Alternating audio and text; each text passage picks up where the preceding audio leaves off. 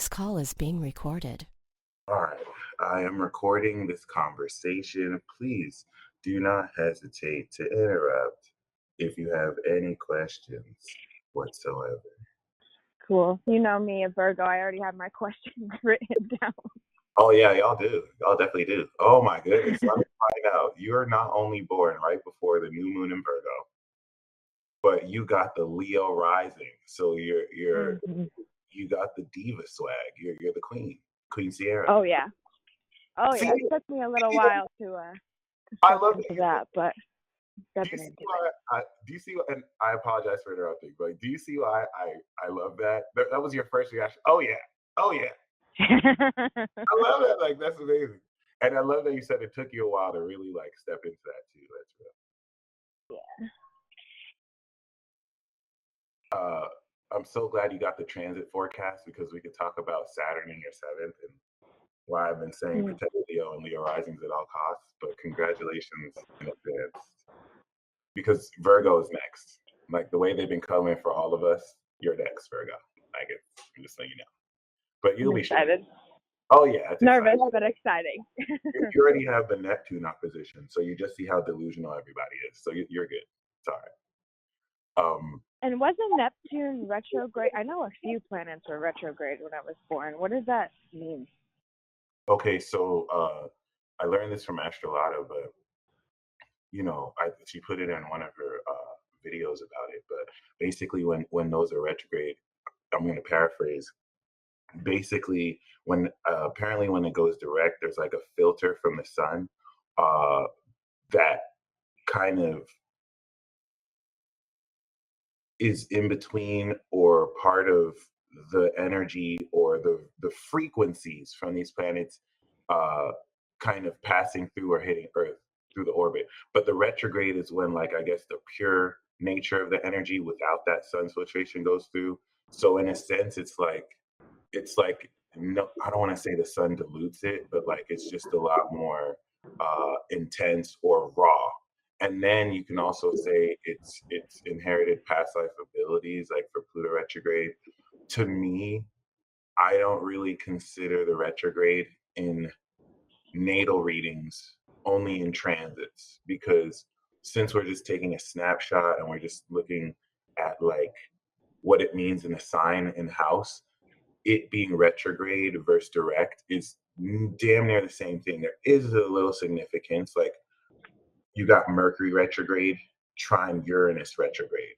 So because they make an exact trine, then noting the retrograde nature is important. Mercury retrograde, 30 degrees Virgo, means that every Virgo and Virgo Mercury has paralysis of analysis, especially as a Leo rising. But because you have a retrograde, you can nip paralysis of analysis instantly, especially trine Mm. Uranus, which I mean, it doesn't mean that you still can't get deep into paralysis of analysis, but this is definitely a skill where you can really just kind of, because the retrograde will have you like, for example, someone who has a Mercury direct might just kind of like say something, but the reverse may be a bit too finicky about if they said it right and just kind of maybe internally say it over and over. Uh, that honestly can happen to people with direct too. So I just wanted to highlight that. Like these are things people say about the retrograde, but personally, I feel like it really doesn't matter. But correct me if I'm wrong.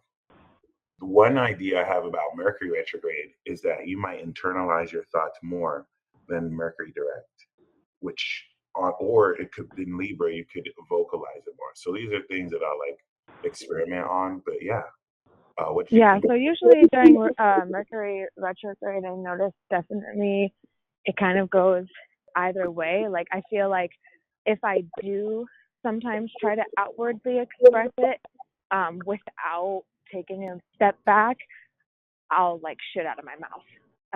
But if I, like I can't, it's kind of like a case by case basis. Yeah. All right.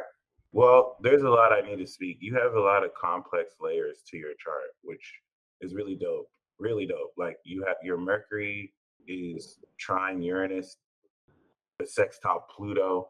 Like that's such a rare configuration that it's you have you there's a supreme uniqueness in these abilities that you express this through. And then you were born right before the new moon, and then you got the Leo rising with Venus and Mars. So like you really are Gucci. Like you got the receipts, and you have these very powerful social skills that you're literally destined to express, which is very deep. So many layers. So I guess the first thing I want to speak on, let's start with the rising.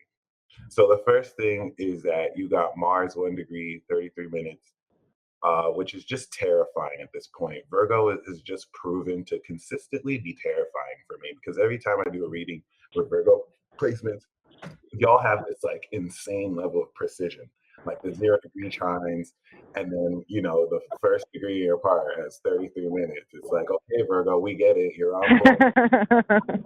Of course. Right, of course, we get it. Thank you, Virgo. Thank you. It is. So, like, yeah, I just want to kind of honor your Leo rising because it is a central part of your chart and just astrology in general. And, the sun rules your chart. So you're one of us. You have your sun in the second house. You're a boss. You're a boss. And on top of that, of course, what I really learned is that the rising sign is very important for establishing your title. Like for example, I'm a Taurus rising, so I'm natural king, right? Because I used to get so stuck on, oh no, Gemini is the prince, and I just want to be a prince, all the time. And I have that princely quality, just like Virgo is a princess. And what I want to and or a prince, they could both be prince and princess. So what I want to kind of illustrate with that is just like mutable signs are after fixed signs. Prince and princesses have a higher rank than kings and queens. Mm. So it's really just more of a title. It's not like kind of like how we see, oh, there's a young prince, even though they do have that youth. So sometimes kings may be referred to as princes if it's like, so something to keep in mind because you have very magical quality, which is royal as a princess, but your title is queen, the solar queen. That's so interesting because I always thought rising was very much more insignificant because I don't know who told me this, maybe they're wrong, but like over the years your rising sign kind of doesn't matter and it's more focused towards embodying your moon and your sun. Is that wrong? No, I've heard that too. And I've kind of felt the reverse of that, or that it's just for me, my rising sign is directly connected to my moon. So I've grown more to my moon than ever, and that's what really made me more aware of my rising. But I've always thought the rising was grossly insignificant. But I realize it's easily the most important part of your chart. But as you grow older, you still do tap more into your moon. That is a fact. But it's cool because your moon is with your sun. All of these things progress. Like if we did your progress chart, your rising is probably in Virgo now.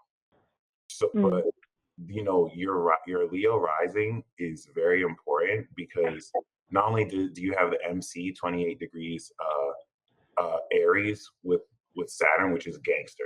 I need to talk about that. Basically, like your legacy is to do what you want, and you have the authority to want. It's in favor of self-employment. But yeah, other than that, this is a very bold and courageous, inspirational personality. You're a social personality, and Virgo is also social. So let me kind of give you an idea of that. I'm a Taurus rising, which is an individual zodiac sign, and I have Gemini, which is an individual zodiac sign. So you paid me because the second house is how you make money. It's how you manifest. You paid me money so that I can talk to you one-on-one individually. Manifesting Gemini. The truth. You are the next step up in royalty, social royalty, because you're the lead character. Taurus may be the producer, but you're the main character of this production, right? And so, as a social personality, you have Aquarius seventh house, an audience you perform to, as this representative of love and courage. And so, you have social quality. Your potential for income is so much greater now because whereas I will communicate the truth, you manifest real perspectives tangibly, and you got the receipts. But now with your moon and sun here, you're aware and you're manifesting your spirit and soul It's a fancy way of saying you have magic. And we're going to talk about how the quality of this magic is, inherently supernatural. But yeah, you should, oh yeah, it's you super badass, and it's so funny because oh yeah, when I of course listen to your videos, and I know you talk about the magical abilities all the time. I'm like, what the, me, like analyzing everything, like, I don't know, like, what is this, like trying to figure it out. Meanwhile, I'm like literally studying magic before my eyes, and I don't even realize it. It's like one of those thank you so much hidden in plain sight. thank you so much for saying that. Oh yes, absolutely. And Virgo is so subtle too. It'll be literally under your nose the whole time. Mm. And you also try Neptune retrograde, so that's even more badass. Which, I, you know, and that's what I love about '96 because y'all have Jupiter and Capricorn.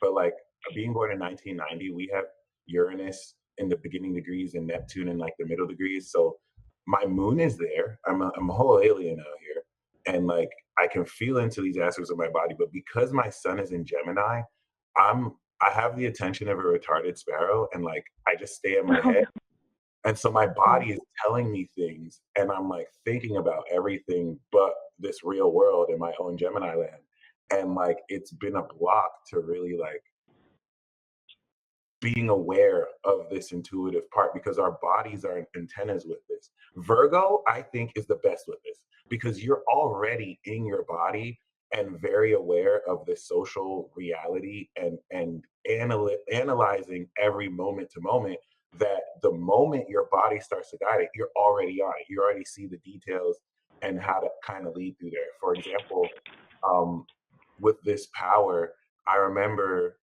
every time I kind of surrender, which is an aspect of Neptune, my body will literally move on its own, or I'll Mm. like, or I'll like experience telepathy. It's weak. It's strange. It's just when I get in my head and I try and control it, it's like I disconnect.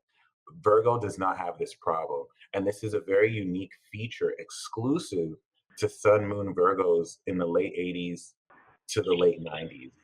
This is another way of saying y'all are like way too badass because I want to do a documentary on it. The Neptune trine Sun. Basically, you have the magical ability to manifest a state of enhanced synesthesia, or manifest all sorts of Virgo magic. Which, if Gemini Mm. magic is word magic, Virgo magic is a more grounded, realistic mastery of magic, where you're literally able to manifest the magic of timing. And also, you're an earthbender in a sense too, because you have an affinity with this real earth magic. I won't say energy because earth energy is towards me, but this earth magic, you manifest receipts. And this is very important because having the spirit of truth in Gemini allows me to discern what's true. Like, it's really difficult to lie to me because even if I don't have the details, I'll at least know that, hey, you're lying, but you Right. really have the details. So you can just manifest like, oh, that's not real. Oh no, this is full of no, oh, okay, I verified this is real. And that's very magical. That's super magical. That's super awesome. I'm biased because I'm Taurus rising, so my fifth house is Virgo, and I think Virgo is really awesome.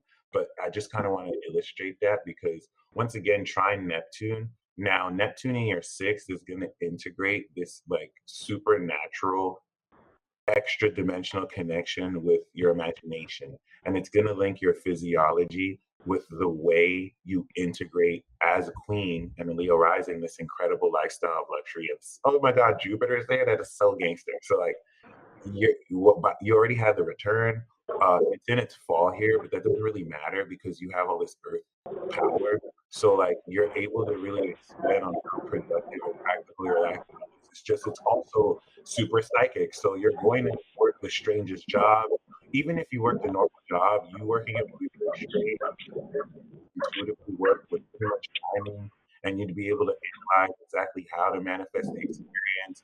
And like Neptune is invisible. So like unless they're a Pisces or have their sun in Capricorn, people won't really see how you just kind of finesse the jug and weave everything together. I mean, with Neptune in the sixth, which I like to tell people to have this, like you can just decide to call off work.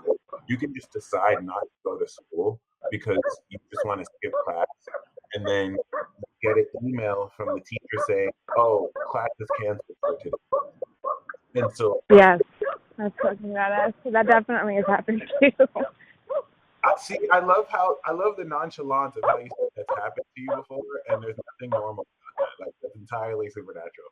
Because there's the precognitive cursor to it, where like you just kind of knew what's gonna happen, and so you did it. But what you made the awakening to, as Pluto is actually gone over your Neptune, and the sun is literally right on your Neptune. So you're awakening this psychic aspect of your intuition for the first time ever before Pluto awakens Uranus, like 2023, which is just easily going to be like one of the craziest parts and extraordinary parts. Oh my God. Okay, so like, yeah. Wait, which one was that transit? I want to write it down. Oh, no, I wouldn't say it's anything wrong with it. It's going to be wild. No, I wanted. No, I said I wanted to write it down. What was it? Oh, my bad. You're straight. It was Pluto going over your Uranus in Aquarius, April of 2023. And then again in 2024. And then again in 2025. That you said it starts next year? Yeah. Because in tarot, my birth card, or like my card of the year. Oh fuck, I can't even speak. My card of the year for next year is the Wheel of Fortune. Oh, that's gonna be an interesting one. Yeah, it's interesting too because next year, 2023, Jupiter is going to transit your ninth house, and you're going to go through definitive career evolution and manifest all the success in the world. Oh boy. No, it's wild.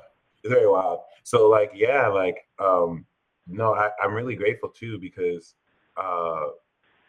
what you're awakening to is perhaps like the notion that the class was canceled because you decided, Capricorn, not to show up in class. Like it's like a very subtle, like intuitive, non-local, quantum level or extra dimensional, influence with the collective around you. And in a sense, vice versa too, where you can also feel these butterfly effects from other people. There's a weird time travel-y aspect that your generation has and you specifically have that I'm not really even going to speak on. I just kind of want to let you know it exists. It's very weird. That's why I don't really want to speak on it. It is exclusive to y'all generation. And you're one of the very first people of the new generation to set this off. A lot of what I'm saying will actually make practical contextual sense year 28, 29, 30 during your Saturn return, where you all come of age and your power literally returns. So what I want to kind of speak on that is the reason why I really rave and rant and enjoy giving y'all readings, giving people born after 95 readings, because you are all the new generation. You are the generation of Sag, Cap, Aqua, and Pisces that are going to lead humanity into the new age. And the utopian ideals with flying cars and technologies and superpowers that we have dreamed of and labeled science fiction and fantasy is actually going to be made real in your time.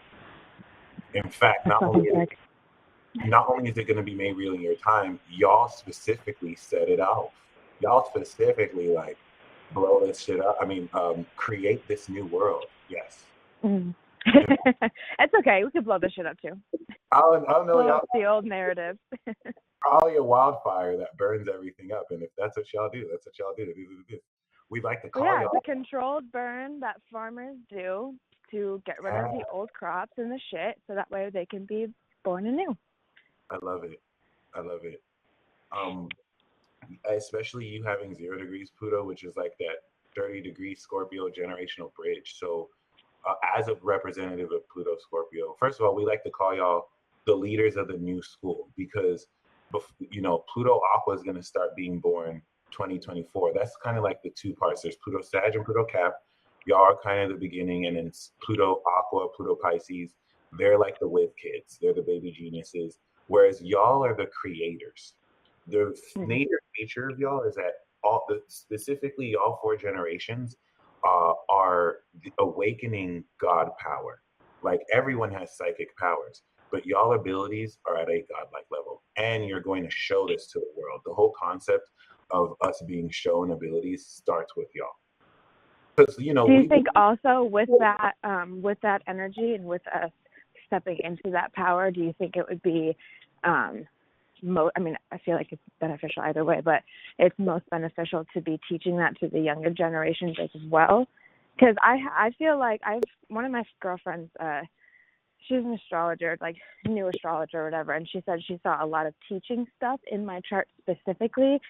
And for me, I don't know if you could tell, or like in the chart, whatever, but like tarot, I'm pretty new to astrology. It's like very fucking daunting and like kind of intimidating. But like tarot, yoga, stuff like that, like my ultimate vision is to create, it's funny that you said new school, because my ultimate vision is to create like after school programs or camps for kids to learn about, to like find their niche, but like not softball or, you know, all this generic shit. It's like, are you a money master? Are you an astrologer? Are you like into poi and like shit like that? Like that's my ultimate goal. And so for me right now, like I have 2 kids, so I have to kind of like put a pause on the things that I'm able to accomplish and how fast I'm able to accomplish, which was totally my destiny. It was like, it was what it was. But now that like they're getting older and all this shit, I want to focus my energy on things that are going to bring me that practical, grounded manifestation. And I feel like in the past, when I've tried to put my energy into creating that, it just kind of fell through. And I don't know if that's because of my follow through or because literally it just wasn't time. Wow, thank you so much for saying all that, because you gave me like a very quick astrology lesson. So everything that you just said, like the very first question you asked me, oh wow, specifically, you just perfectly described the definition of your destiny, your grand plan especially. That was all the ninth house teaching with the MC, that's literally your legacy. And then the North Node and Chiron and Mercury is polishing their raw talent to literally like, fine, okay, what's your skill? Like, and Chiron here is healing it. But now Saturn on the South Node suggests you've done this before. So it's like you're a dean that's coming back with that wisdom to kind of break it down. Thank you so much. Like, that makes so much sense. And to give you even more context, my legacy and what I want to do is to build universities where, you know, these things are taught, like magic, Right. astrology. And so what you and I both have in common is that our MCs are in the ninth house of higher education.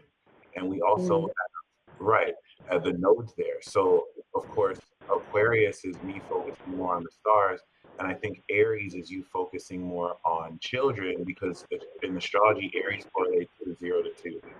So that's really where I'm at, which is very awesome. That's badass too, because I've worked with kids my whole life and I've known like from such a young age that they were going to be like, they were my destiny and they were the destiny for humanity itself. But I had to get out of that traditional school system because I'm like, I'm like wasting my fucking time. Like I don't want to teach them, and not that I'm personally like that it's bad to teach ABCs. That's just not my flow.